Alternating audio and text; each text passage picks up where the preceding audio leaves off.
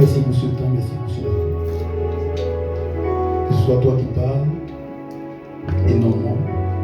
Tes enfants n'ont pas tout laissé abandonner dans le but d'entendre la voix de l'homme. C'est ta voix qui désire entendre. Car quiconque assoiffé entend ta voix, verra sa soif être étanchée. L'opprimé et l'oppressé qui entend ta voix, verra tout ce qui n'est pas conforme à toi, ta volonté de sa vie disparaître en un clin d'œil. Ici et maintenant que le pan de ta robe couvre cette assemblée et que tous, ici présents dans ta sainte présence, nous recevons de toi. Et pour sortir de ce temps, de ce moment, nous avons encore raison de s'amuser, d'élever, de magnifier, de glorifier le nom du Dieu bon et fidèle que tu es, dans le nom de Jésus. Quelqu'un dise Amen. Amen. Si tu veux acclamer, acclame bien. Si tu veux acclamer, acclame bien. J'ai vu les murailles tomber après que les élus de Dieu aient pris l'initiative, comme ils l'ont reçu de Dieu, d'acclamer leur Rédempteur. Et pendant qu'ils étaient en train de faire le tour de cette muraille, ils ont pu avoir la victoire sur la muraille. Ces acclamations que tu es en train d'adresser à ton Rédempteur ne sont pas vaines. Sois-en sûr et même rassuré qu'au travers de ces acclamations, tu pourras voir une porte qui est restée hermétiquement fermée sur le chemin de ta destinée s'ouvrir. Pour que toi, tu aies encore raison de s'abonder ce que bon est fidèle.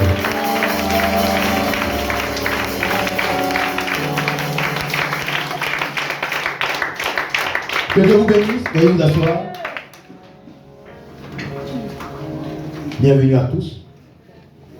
Que le Dieu qui ne cache pas sa face à ceux qui le cherchent ne nous cache pas sa face à cette convention. Alléluia. J'ai dit que le Dieu qui ne cache pas sa face à ceux qui le cherchent ne nous cache pas sa face pendant cette convention. Amen. Celui qui dit Amen, tu le verras. Amen. Je dis celui qui dit Amen, tu le verras. Amen. Celui qui dit Amen, tu le verras. Je dis celui qui dit Amen, tu le verras. Amen. 1 Samuel, le chapitre 1, à partir du verset 1. On va aller vite. Le Seigneur est là.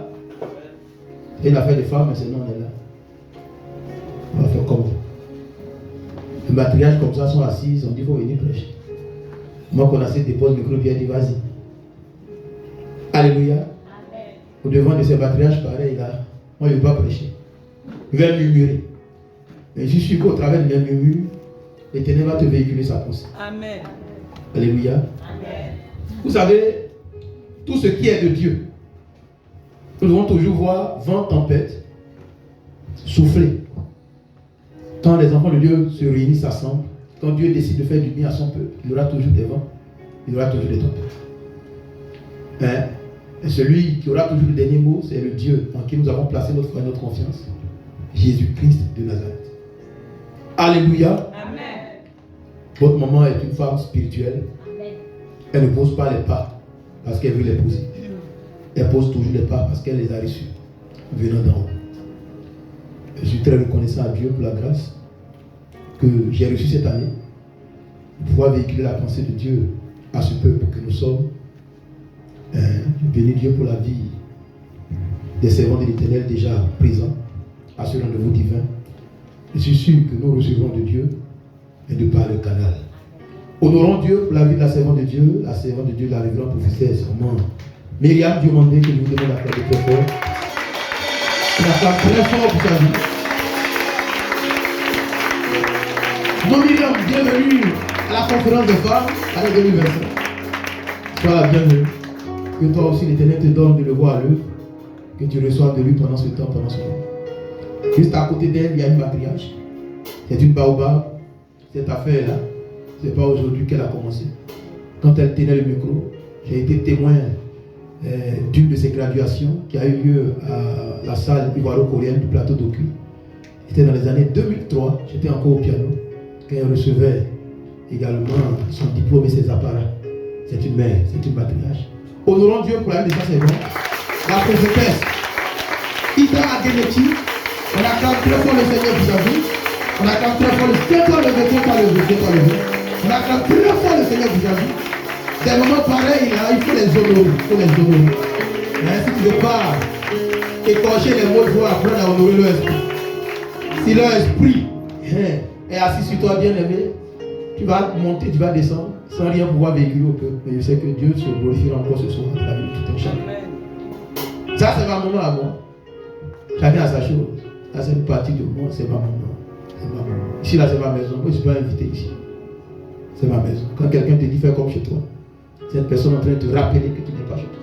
Une fois que j'entre ici, je suis à la maison. Dis à ton voisin, le fils de la maison est là. Oh, dis-le lui bien, dis le fils de la maison est là. Honorons Dieu pour la vie d'une personne à qui Dieu a véhiculé et communiqué une vision, elle n'a pas décidé de faire comme Jonas, en allant ailleurs, en empruntant une voie opposée à la voie ou à la direction qu'il tenait à tracer au devant d'elle. C'est une matriarche, c'est une mère, c'est une bulldozer.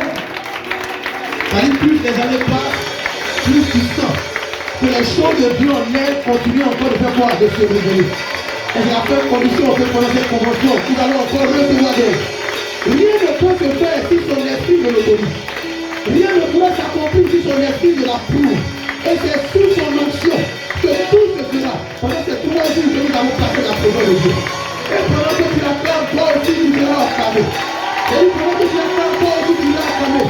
Acclamons la révérence, la prophétesse, l'évangéliste, la cantoresse, la pastoresse, la bergère, la matriarche, comment on l'appelle, et la cantoresse par le Seigneur pour sa vie. Alléluia. Alléluia. Amen. Ça peut aller. Descends un peu pour moi. Tu n'es pas content de me voir. Tu as quoi? Tu as un sort ainsi ou là? Ah non, non, je ne peux pas. Pardon, ça c'est Jessie. Ça c'est Jessie. Va ainsi. Va ainsi. C'est si beau de le louer, non? Ouh, je n'ai pas regardé ici. Je n'ai pas regardé ici. Non, ils m'ont aveuglé. Non, ils ne peuvent pas m'avoir. Waouh! C'est la femme d'un grand homme de Dieu. Un éminent, un révérend. Elle a voix et les oreilles de Dieu. Mais non, pas la Bible qui le dit. Nous le disons toujours que derrière un grand homme, il y a une grande femme. C'est une grande femme. Honorons Dieu pour la vie de maman Théa. Honorons Dieu pour la vie de maman Théa.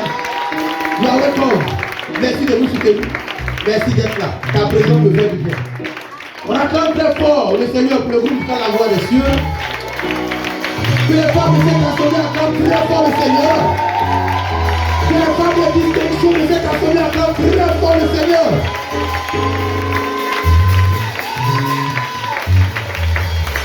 Que Dieu vous bénisse. 1 Samuel 1 à partir du verset 1er. Oui, on va courir.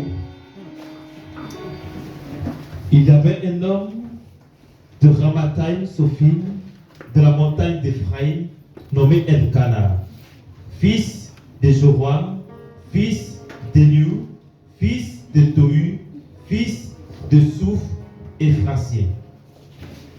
Il avait 2 femmes, dont l'une s'appelait Anne. Si c'est à lui, il faut bien noter, il avait 2 femmes. Oui.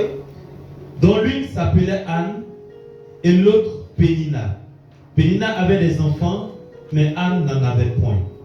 Chaque année, cet homme montait de sa ville à Silo pour se prosterner devant l'Éternel des armées et pour lui offrir des sacrifices. Que Dieu bénisse sa parole.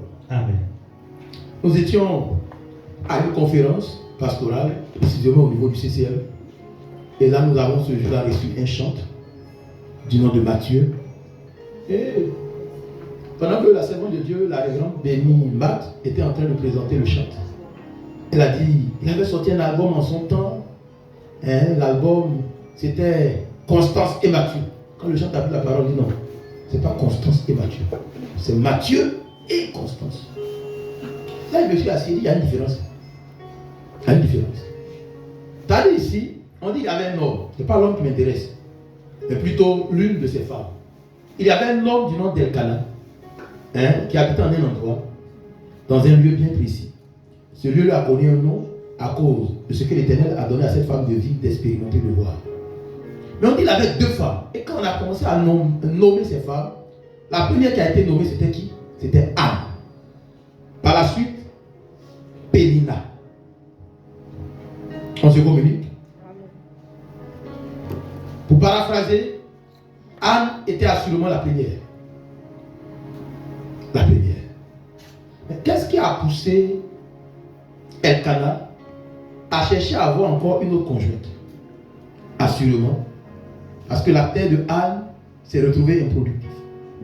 Pendant plusieurs années en arrière, les attentes devenaient longues et cela a poussé qui? Cela a poussé Elkana à se tourner vers une autre femme. Cette fois-ci, son choix s'est porté sur Pénina. Et quand nous parcourons leur histoire, la Bible nous donne de comprendre que cette Pénina a donné naissance à 7 enfants. Même si elle les faisait en escalier, hein, peut-être qu'il y avait assurément 1 an ou 2 entre les enfants. Donc nous devons comprendre que Anne a fait plusieurs années dans ce mariage, tant qu'elle n'ait eu le cœur réjoui. Mais cela n'empêchait pas Anne de chercher toujours de quoi? De chercher toujours la face de Dieu. D'aller toujours se retrouver genoux à terre devant le trône de grâce pour offrir à Dieu ce qu'elle avait de cher. Comme cette rencontre est aussi annuelle, Shiloh était une rencontre annuelle où plusieurs enfants de Dieu se rendaient pour aller offrir à Dieu, pour aller témoigner leur reconnaissance à Dieu. À chaque instant que l'occasion faisait quoi? Que l'occasion se présentait à eux. Et quand nous arrivons dans les évangiles, notre Seigneur Jésus a attiré notre attention. Lui et ses disciples étaient en un lieu, comme à leurs habitudes, ils allaient d'amont en amont, de village en village, dans le but d'étancher la soif de ceux qui avaient soif, dans le but d'apporter réparation ou transformation dans la vie de ceux-là même qui désiraient réparation ou transformation. Mais un jour, 10 personnages sont venus au devant de lui. Hein? Ils étaient lépreux. Dis après moi lépreux. À cette époque-là, les lépreux n'avaient pas de position de gloire et d'honneur dans la ville. Ils étaient toujours à l'extérieur de la ville ou aux portes des villes. Mais quand nous parcourons la Sainte Écriture, et nous comprenons qu'après qu'Élisée ait dit un jour, demain, il aura à manger à la porte de Samarie, sont ces lépreux à qui l'on n'a jamais accordé de l'importance. C'est par eux que Dieu est passé pour donner à ce que son serviteur a annoncé, a déclaré, de faire quoi? De s'accomplir et de se réaliser. Donc ces 10 lépreux sont venus à Jésus. Ils ont dit, s'il te plaît, purifie-nous, guéris-nous. Après qu'ils aient dit cela, la Bible de Jésus dit, marchez, allez vous présenter au sacrificateur. Eux peut-être s'attendaient à ce que Jésus fasse quoi? Leur impose les mains, répandre de l'onction d'huile sur leur tête, ou répandre de l'onction d'huile sur tout leur corps, n'est pas ce pas que Jésus a posé. Il a dit, allez vous présenter au sacrificateur. Je suis venu brièvement ouvrir tes yeux sur quelque chose de très important. Et de là où Jésus conversait avec eux, au lieu où les sacrificateurs se tenaient, ils devaient faire quoi? Ils devaient marcher. Donc pendant qu'ils étaient en train de marcher, la grâce de la guérison était en train de les localiser. L'arme qui devait être ce jour-là utilisée pour que ces lépreux-là soient purifiés, ne soient plus comme ils étaient avant qu'ils n'aient contact avec Jésus, c'était la marche. Au devant des murailles de Jéricho, sinon autour des murailles de Jéricho, l'arme dont Israël devait utiliser, ce n'était pas un javelot, ce n'était pas une lance, ce n'était pas des boudins, c'était aussi quoi? Une mâche. Alléluia. Au devant de la mer Rouge, Dieu a dit à Moïse, pourquoi ces cris? Dis à mon peuple de faire quoi? De marcher. Je suis venu dire à quelqu'un qui pendant longtemps murmurait, se morfondait ou s'apitoyait sur son sort. L'Éternel me dit, après cette rencontre-ci, marche. Oh, tu n'as pas dit amen bien. Il dit après cette rencontre-ci, marche. Il dit après cette rencontre-ci, marche. Celui qui marche fait des pas, n'est-ce pas? Mais ne sont pas tous ceux qui font des pas qui avancent. Amen. Amen, amen. Si tu fais des pas sans qu'il y ait un panneau indicateur au devant de toi, tu vas tourner en rond. Tu peux croiser quelqu'un ici, mais le monsieur là, ça fait trop. Il tourne ici, ça fait 3 fois il tourne ici. Il tourne dans le même endroit parce qu'il a perdu ses repères. Le panneau indicateur n'est plus au devant de lui. On marche quand Jésus ordonne que nous nous levons pour faire quoi? Pour marcher. Jésus a dit aux 10 lépreux, marchez, allez vous présenter au sacrificateur. Et pendant qu'il faisait cette marche prophétique, il met les localisés. Une puissance divine descendait sur eux. Et cette puissance-là faisait disparaître l'opprobre de leur vie. Je lui dis à quelqu'un en cette nuit, si tu te tiens levé et que tu fais cette marche prophétique avec moi, quel que soit le temps qu'a duré cette opprobre dans ta vie, quel que soit le temps qu'a duré les liens, quel que soit le temps qu'a duré la malédiction, quel que soit le temps qu'a duré ce qui te maintenait, quel que soit le temps qu'a duré ce qui te retenait, toutes ces choses commenceront à disparaître dans le nom de Jésus. Il m'a dit qu'il y a mon peuple de marcher. Il m'a dit qu'il y a mes enfants de marcher. Et les 10 lépreux ont marché. Et pendant qu'ils marchaient, la guérison les a localisés. La main de Dieu les a touchés. Pendant que tu fais cette marche, la main de Dieu va te toucher. La main de Dieu va te toucher. que tu sortes de cette rencontre avec cet handicap, avec cette épreuve, avec ce mal, avec cette imperfection, pendant que tu marches dans le nom de Jésus. La main qui libère commence à te libérer. La main qui défait les nœuds commence à défaire les nœuds. La main qui fait disparaître l'opprobre commence à faire disparaître l'opprobre de tout un chacun. Et qu'il en soit ainsi dans le nom de Jésus. Quelqu'un dit Amen. Tu peux t'asseoir les gars.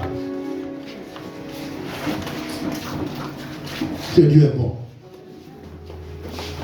Et le Makourate, pendant qu'il marchait, il a compris de la marche que ce n'était pas pour qu'ils aillent voir les sacrificateurs. Amen.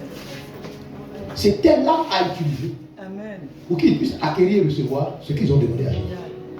Wow. Il a constaté que le mal a disparu. Amen. Il dit, mais les sacrificateurs, il y a les fait quoi le monde? Jésus me demande même d'aller me présenter au sacrificateur là. C'est pourquoi. Dans les temples ici, les sacrificateurs nous voient tout le temps. Quand ils passent, tiennent-ils compte de nous? S'occupent-ils de nous? Notre état de santé, est-ce que ça les intéresse? Le seul parmi les 10, il dit non, moi je ne vous suis plus. Il s'est démarqué, il s'est détaché, il s'est retourné là où Jésus se tenait. La Bible dit qu'il a commencé à rendre gloire à Dieu. Il a commencé à rendre gloire à Dieu. Il a commencé à chanter Alléluia. Amen. Il a commencé à chanter Hosanna. Quand Jésus l'a vu, son cœur s'est réjoui. Il a dit à ses disciples, ils étaient 10, non? Il dit oui. Il dit, mais où sont les 9 autres? Les gars disent, moi je ne sais pas. Hein. Quand tu lui as dit d'aller chez les sacrificateurs, là, ils sont partis, moi je ne sais pas. Ce qui est sûr, moi je te dis merci. Parce que ce que j'ai vu là, aucun médecin ne peut m'apporter cette transformation, cette guérison que tu m'as apporté en un clin d'œil. Cela a plu à qui? A plu à Jésus. Tout au long d'une année, nous n'avons accompagné aucune des nôtres dans un sépulcre ou dans sa dernière demeure. Donc si nous venons simplement pendant ces 3 jours dire merci à Dieu, nous ne ferions pas mal. Amen. Alléluia. Amen. Nous ne ferions pas mal. À ce type de rencontre, l'on ne veut même pas appeler quelqu'un pour dire il y a programme. Tu dois te rendre compte que c'est un rendez-vous annuel. Où tu te rends pour faire quoi? Pour rendre gloire, honneur, louange à Dieu. Ou voyez cela comme une conférence, ou bien comme une convention des femmes. Non, tu viens recevoir, femme de la mère. Quand tu viens à cette rencontre-là, c'est pour recevoir la clé de l'année 2026. Alléluia. C'est l'année nouvelle des femmes de la mère qui se préparent à cette convention. Et je suis sûr que l'Éternel te donnera d'avoir accès à tout ce qui est à toi, qui est attaché à l'année 2026. Toi qui dis Amen, tu ne seras pas celui ou celle à qui l'on imposera les règles du jeu. Tu ne vas pas acclamer les espoirs que tes frères et tes soeurs feront en 2026. Seigneur, on acclamera les espoirs que l'Éternel te fera faire. On acclamera les espoirs que l'Éternel te fera faire. On acclamera les espoirs que l'Éternel te fera faire. Bien-aimé, tu es battu où? Moi, je prends toi qui es assis. Amen. Bien-aimé, Jésus a dit, allez vous présenter à qui? Au sacrificateur. Il n'a pas dit revenez me voir. Alléluia. Qui peut me rappeler notre thème? Ça? Celui qui veut s'améliorer est celui qui est sensible. Qui peut entendre la voix de Dieu. Qui peut recevoir ce que l'Esprit du Seigneur va lui véhiculer.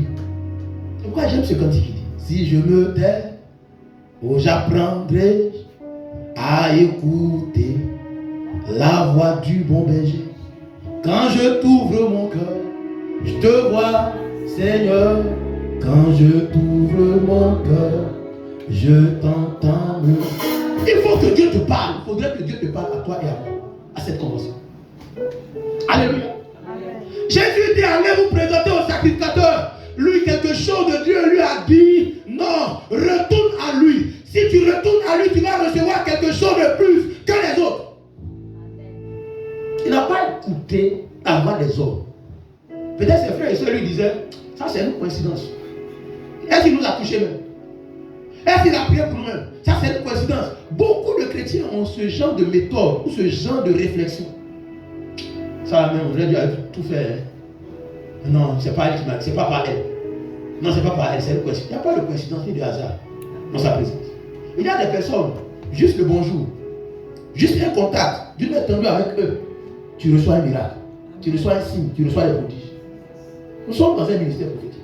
C'est pourquoi tout ce qui te sera donné comme recommandation de prescription pendant ces 3 jours, obéis à la vérité. Ne pose pas le pas que ton frère serait en train de poser. Hein? Femme, cherche à t'améliorer. Après cette rencontre, fais ce que tu n'as jamais réussi à faire. Après cette rencontre, il faut oser poser les pas que tu n'as jamais réussi à faire quoi? À poser. Une femme mal portante, bien aimé, ce n'est pas un prophète qui lui a parlé. Maman Myriam ne s'est pas révélé à elle. Hein? Quelque chose de Dieu lui a dit.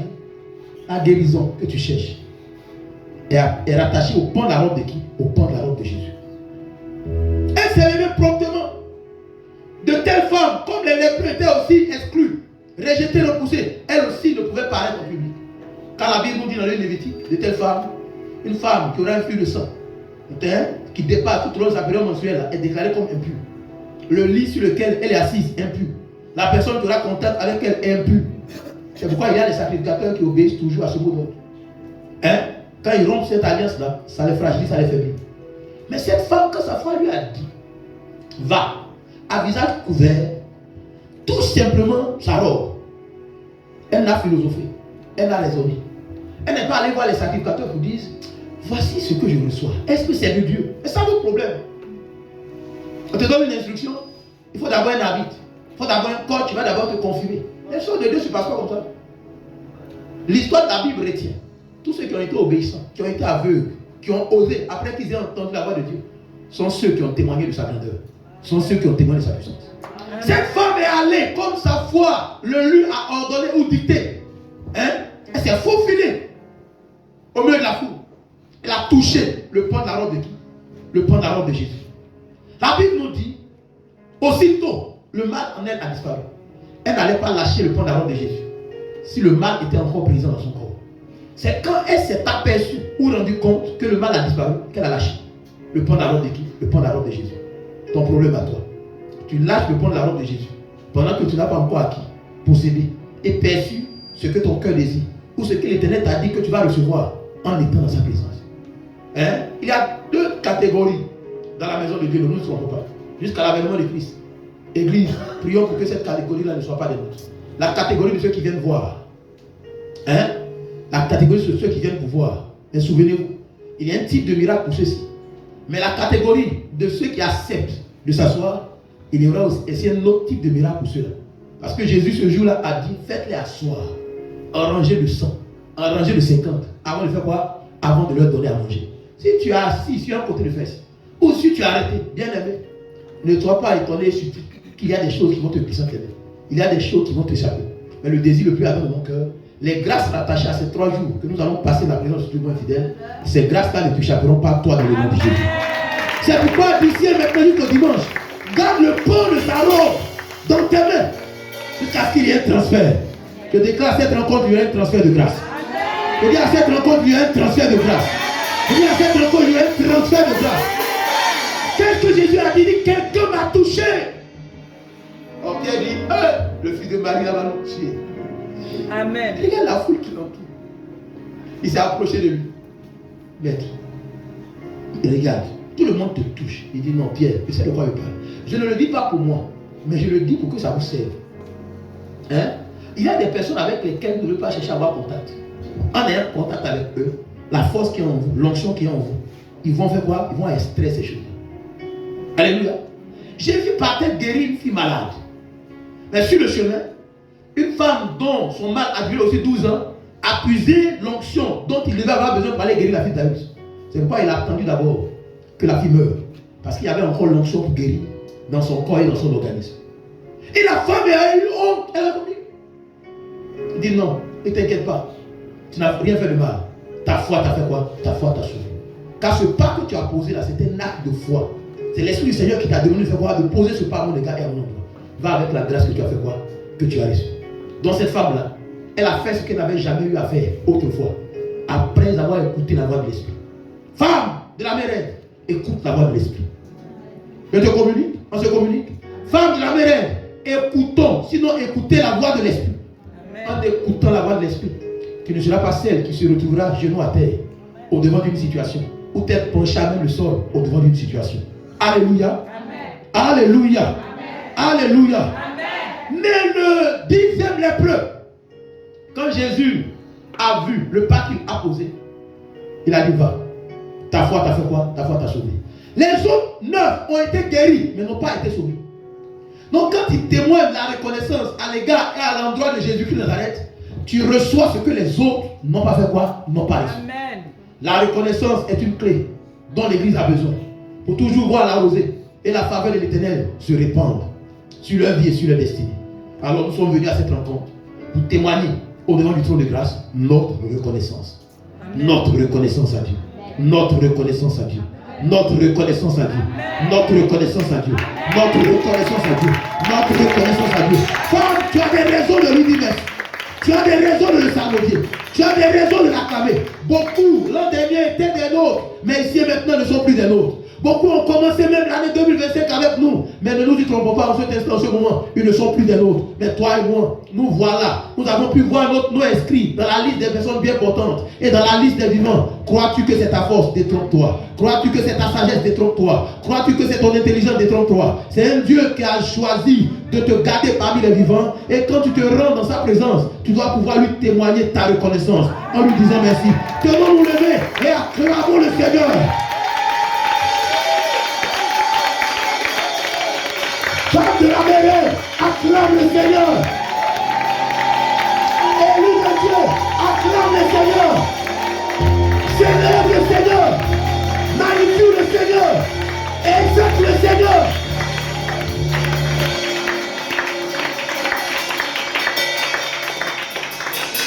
Veuillez vous asseoir. L'Éternel nous dit au travers de ce terme que toi et moi nous devons oser. Oser faire ce que nous n'avons jamais réussi à faire au-devant du trône de grâce. Que dirions-nous de nos frères Zachée? Zachée a eu l'information que Jésus passait à un endroit. La chose de Dieu lui a dit: ne laisse pas cette heure de gloire-là te glisser entre les mains. Ne te laisse pas compter le passage de Jésus dans cette ville. Il a commencé à chercher les voies, a commencé à chercher les moyens pour avoir accès à Jésus. Et connaissant parfaitement la cartographie de cette ville, il s'est dit, le chemin qu'il est en train d'emprunter là, il y a un débouché de par cet endroit. Il a pris une voie détournée, sachant qu'il avait un handicap. Chez nous au Gabon, on appelle ça la taille présidentielle. C'est ça, non? Et les Gabonais ici, non? Vous avez un peu oublié vos coutumes là-bas. On appelle ça la taille présidentielle. Zachée avait la taille présidentielle. Donc il a emprunté une voie, sachant que la foule qui entourait Jésus là, n'allait pas lui donner de pouvoir avoir accès à Jésus. Il est monté sur un arbre. On appelle l'arbre là le sycomore. Le sycomore est rentré dans l'histoire à cause des Zachée. Le sycomore est rentré dans l'histoire de la Bible à cause de qui? À cause des Zachée. Parce que Zachée s'en est servi pour avoir accès à Jésus. Et quand il est monté, il voulait simplement faire quoi? Voir Jésus. Il a osé. Il y avait une foule immense qui entourait Jésus. Mais ceux qui entouraient Jésus, eux, ils avaient leur objectif, leur but à atteindre. D'autres voulaient entrer au quartier pour dire, regarde, j'ai fait une photo avec lui. Il a signé un autographe. Tu as vu? J'étais proche de lui comme ça. Je l'ai salué. Donc chacun avait son objectif. Mais Dieu a vu en Zachée quelqu'un qui avait soif de lui, ou qui avait soif d'une transformation, ou qui avait soif d'un renouvellement. Il ne sait pas quelle acrobatie il a fait, mais il est monté sur le sycomore. Quand Jésus l'a vu, il dit: Zachée, descends.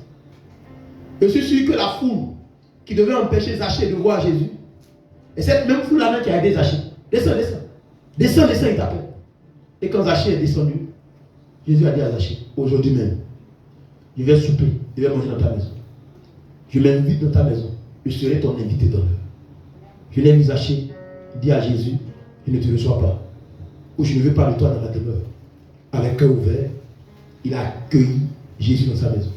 Et quand Jésus a foulé les pieds dans sa maison, qu'est-ce que Jésus a dit? Il dit: aujourd'hui, le salut vient d'avoir accès à ta demeure. Alléluia. Amen. Alléluia. Amen. Le Seigneur te dit, toi aussi à cette rencontre, n'empêche pas la foule. Que la foule ne t'empêche pas sinon d'avoir accès à une grâce. Mais quand il s'est approché d'elle, Hein? La femme lui a dit, si tu avais gardé tes yeux spirituels ouverts, tu n'allais pas me traiter différent. C'est ce qui me fait mal, la douleur que j'encaisse, les mortifications qui me sont adressées quotidiennement, là, qui me poussent à parler de la sorte à Dieu aujourd'hui. Est-ce que tu m'as dit qu'il faut lui prier comme ça? Mais dans sa prière, elle seule savait ce qu'elle avait dit à Dieu. Qu'est-ce qu'elle avait dit à Dieu dans sa prière? Elle a dit à Dieu, opération, on va faire une deal. Si tu me donnes un enfant, moi je vais te donner un prophète qu'il te serve. Amen. Car la chose de Dieu en elle lui a dit, la moisson était grande mais les ouvriers étaient peu. Que faisaient en cette époque-là les filles du sacrificateur? Donc elle a fait un deal avec Dieu. Et quand Dieu a vu le deal, il dit, il n'y a pas de problème. Mon serviteur, dis-lui que ses prières sont déjà quoi? Sont déjà exaucées. Que ses prières sont déjà quoi? Sont déjà exaucées. La Bible nous parle d'une femme de distinction. Cette femme-là, sa maison était le lieu où tous les serviteurs défilaient, mangeaient, midi et soir, quand l'occasion se présentait à eux pour manger dans la demeure d'une femme masculine. C'était avec passion, avec joie, qu'elle leur donnait à boire, qu'elle leur donnait à manger. Mais un jour, dis après moi un jour propice est arrivé où l'Esprit du Seigneur lui a dicté le pas qu'elle devait poser, pour qu'elle aussi, sa vie demeure comblée dans un compartiment dans un domaine. Elle a fait asseoir son mari. Elle a dit à son mari, cet homme qui vient ici là est un saint homme de Dieu. Quand je parcours ce épître, je me rends compte qu'elle avait l'habitude de recevoir beaucoup de serviteurs de Dieu dans sa maison. Mais parmi tous les serviteurs de Dieu là, la chose de Dieu lui a dit, lui là, il n'est pas comme les autres. Ce n'est pas un diseur de bonne aventure. Ce n'est pas un ramasseur. Ce n'est pas un bavard. D'ailleurs, depuis qu'il est venu ici, là, il t'a une fois dit quelque chose de Dieu. Non. La Bible ne nous a jamais dit qu'Élisée a une fois prophétisé. Non. Il se contentait de manger et de s'en aller. Donc il restait dans son couloir. Si nous aussi nous restons dans notre couloir, les gens verront Dieu en nous. Amen. Alléluia. Amen. Alléluia. Elle aussi, la chose de Dieu en elle, l'a amenée à faire quoi? À oser, à s'améliorer. Elle a dit à son mari, bâtissons pour lui une chambre haute, qui va bâtir un duplex et qui va dormir dans la chambre du bas, sauf s'il est un handicap, sauf s'il est malade. Toute personne qui bâtit du duplex a demandé, c'est toujours au-dessus, que la chambre principale est bâtie. Amen. Qui fait son chapeau, qui fait son palais.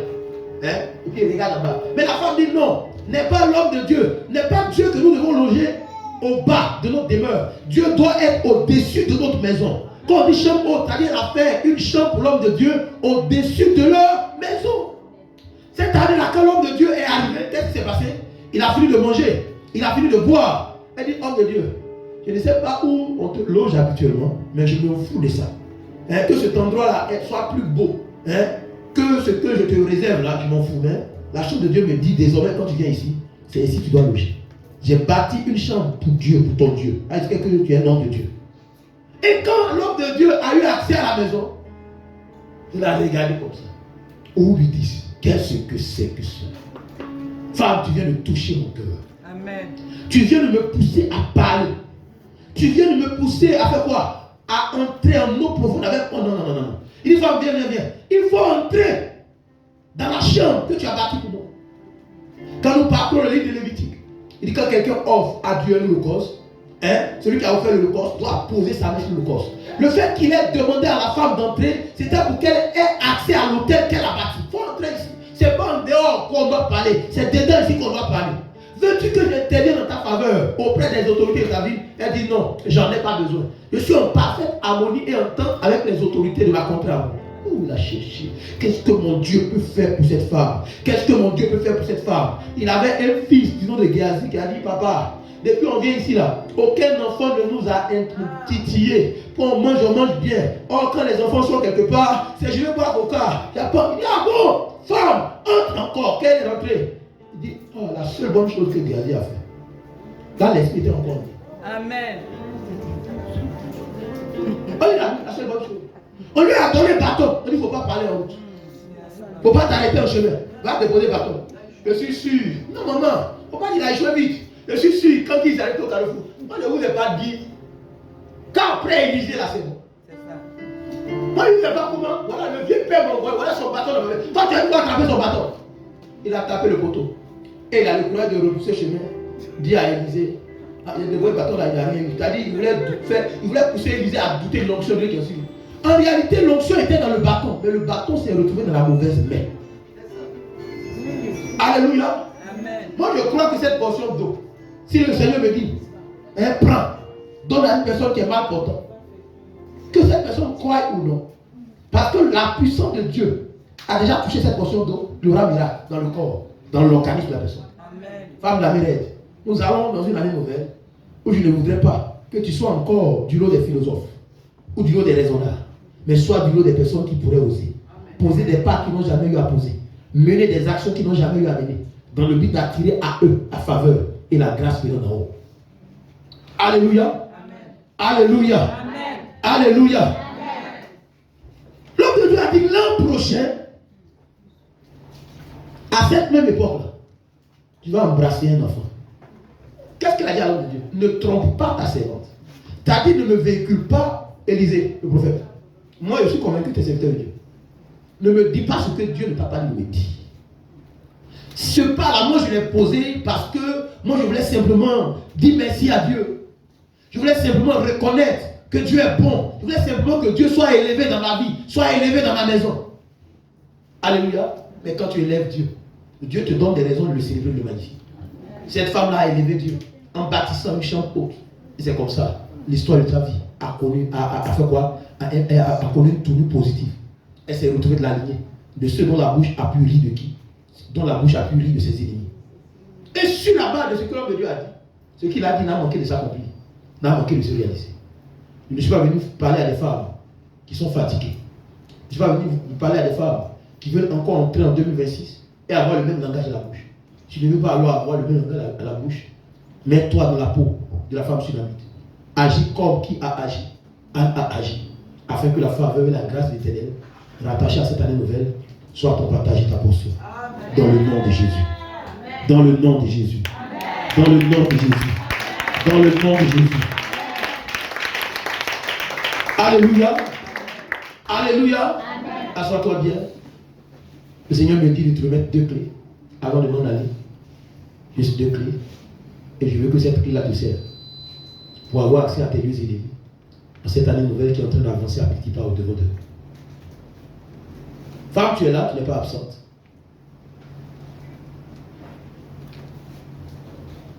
Elkanah prétendait ou disait aimer Anne. Et l'amour qu'il avait pour Anne l'a poussé à faire quoi? À chercher le bonheur en un autre endroit. Et il y avait un autre moment qu'on a fait du nom de Zacharie. Élisabeth était stérile. Tout le monde savait que dans la famille d'Élisabeth, la stérilité battait son cœur. Mais de toute l'histoire de la Bible, on n'a pas vu Zacharie qui allait voir ailleurs, qui s'est tourné vers une Pénéla. Il est resté. Il a attendu l'heure, il a attendu le temps de Dieu. Et ce temps-là est arrivé quand lui-même ne s'attendait plus. Femme, je suis venu te parler. Si Elkanah t'a tourné le dos et allé chercher une Pénéla ailleurs, le Seigneur me dit de te dire ce soir que Zacharie est déjà là. Zacharie est déjà là. Ainsi parle le Seigneur, ton Zacharie est déjà là. Ce Zacharie qui demeurera à ton côté et qui attendra le temps, l'heure que Dieu lui a choisi dans le but de faire quoi? De réjouir votre cœur. Ce Zacharie-là est déjà là. Alors femme, ne pleure plus. Ne te morfonds plus. Et ne t'apitoie plus sur ton sort. Femme, ne pleure plus, j'ai dit. Ne te morfonds plus. Et ne t'apitoie plus sur ton sort. Car cette rencontre-ci, l'Éternel a décidé de sécher les larmes de plusieurs. La présence des hommes à ton côté a été dans le but de faire quoi? D'essuyer tes larmes. Mais l'Éternel me dit de dire à cette femme qui t'a convoqué à cette rencontre, pour faire quoi? Pour sécher tes larmes. Il dit, t'a convoqué à cette rencontre-ci pour sécher tes larmes. Commence à dire merci au Seigneur. Commence à dire merci au Seigneur. À compter sur Dieu. Et le Dieu en qui elle avait placé sa foi et sa confiance n'a manqué d'agir, n'a manqué d'intervenir. à son égard et à son niveau. Si comptant sur Dieu, toi aussi tu t'es rendu à cette rencontre, je veux qu'au sortir de cette rencontre, ton nom reste dans l'histoire. Je veux qu'au sortir de cette rencontre, tu sois celui-là même au travers duquel l'on louera, l'on célébrera, l'on magnifiera, l'on exaltera le Seigneur. Alors parle à Dieu comme tu ne l'as jamais fait. Parle à Dieu comme tu ne l'as jamais fait.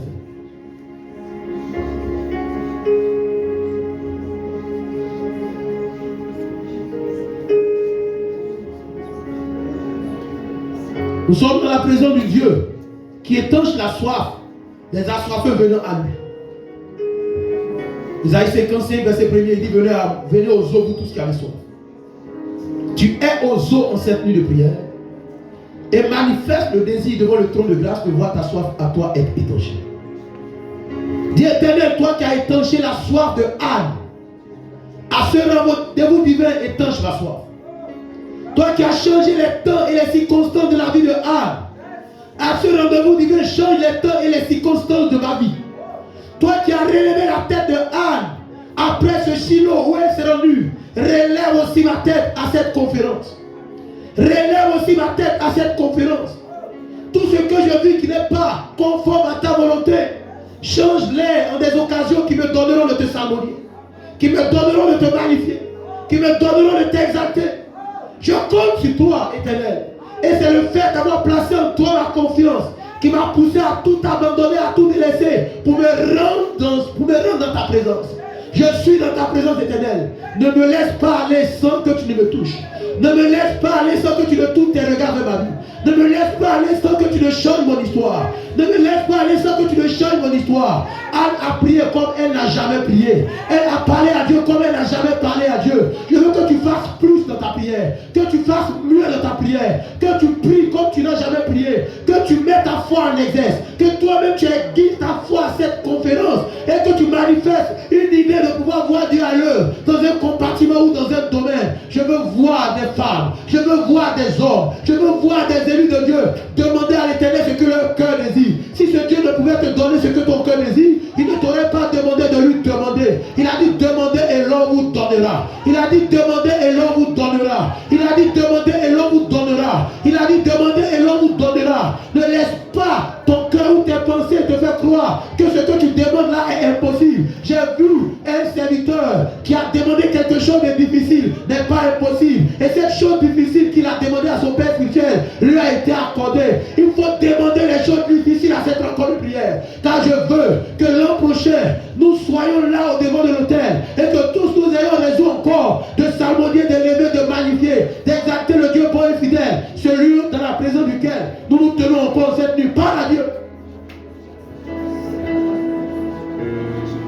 Parle à Dieu. Parle à Dieu. Parle à Dieu, bien-aimé.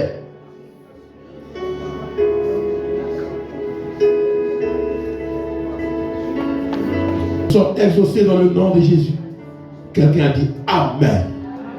Quelqu'un a dit Amen. Pierre, où était-il?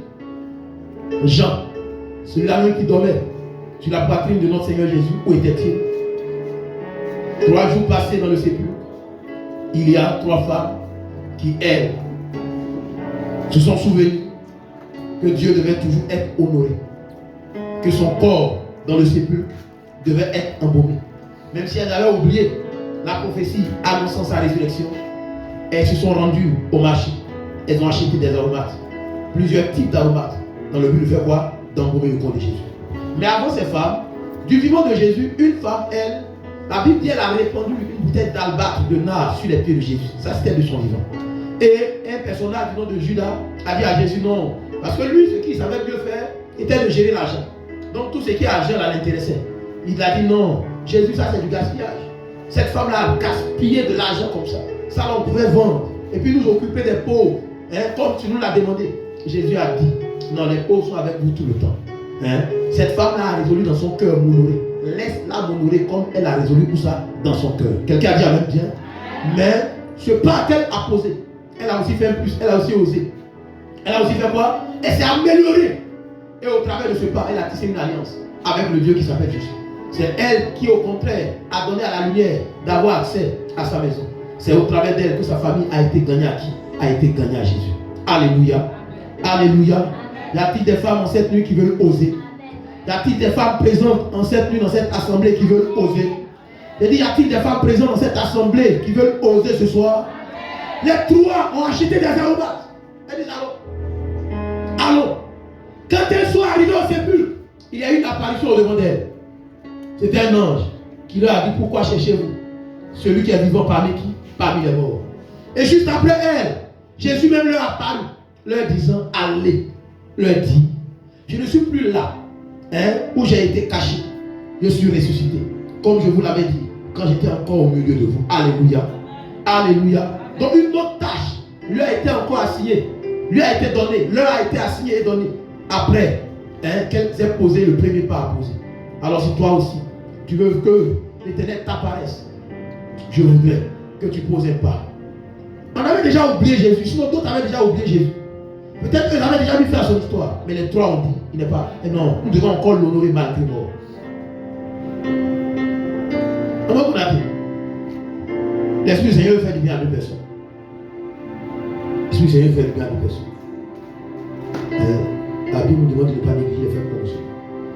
Il y a des parolières, des baobabs de l'évangile qui nous feront du bien de nous. Et la finale, ce sera pour le dimanche, où Dieu même va descendre. Où les anges vont descendre. Bien avant, l'Esprit du Seigneur fait du bien à deux personnes. Videz-moi les corbeilles. Je n'ai pas besoin de leur contenu. Videz-moi ça rapidement. Videz-moi une corbeille rapidement. Cours. Passage Jonas, Cantique des Cantiques 1, verset 3. Plus Sarah avançait en âge, c'était les personnes influentes de leur époque qui lui couraient après, qui cherchaient à faire d'elle leur campagne. Assurément, elle avait quelque chose. C'était une onction, c'était une grâce qui lui donnait de scintiller, de rayonner, d'être celle qu'on sollicite, d'être celle qu'on désire. Les femmes allaient embaumer le corps de qui? De Jésus. Mais en réalité, sont elles-mêmes dont on devait embaumer. Ce soir, l'Éternel veut te donner d'avoir, sinon de dégager au sortir de cette rencontre une odeur suave. Oui, Cantique des Cantiques 1, verset 3. Tes parfums ont une odeur suave. Tes parfums ont une odeur suave. Ton nom est un parfum qui se répand. Ton nom est un parfum qui fait quoi? Qui se répand. C'est pourquoi les jeunes filles t'aiment. C'est bon. C'est bon. Je ne veux pas que tu attires. Tout sort au sortir de cette rencontre. Et je veux que ce soit la faveur, la grâce et l'Éternel qui viennent à toi. Quelle est l'odeur nauséabonde qui a été projetée sur ta vie? Sur une image t'appartenant, qui t'a donné d'être celui qu'on repousse, celui qu'on rejette, celle qu'on bannit, celle qu'on ridiculise ou celle qu'on rabaisse. Mais au travers de cet aromate, l'Éternel veut te redonner la saveur qui t'a été prise, la saveur que tu as perdue. Alléluia. Alléluia.